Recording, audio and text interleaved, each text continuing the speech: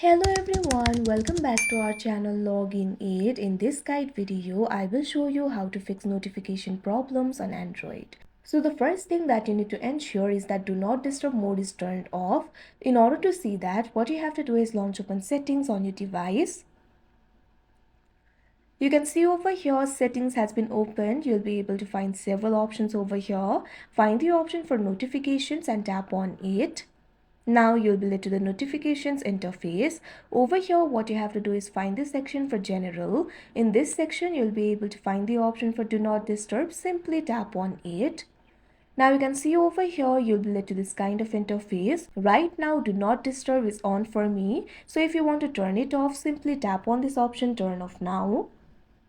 Now you can see over here, do not disturb mode will be turned off. Likewise, you'll also need to make sure airplane mode is turned off. For that, what you have to do is scroll down from the top of your screen.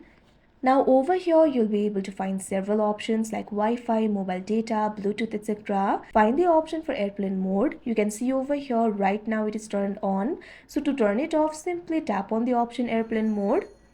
Now it will be turned off. The next thing that you have to do is ensure the notifications are enabled for the specific applications. So for that, what you have to do is launch open settings. You can see over here settings has been opened. You'll be able to find several options over here. Find the option for notifications and tap on it.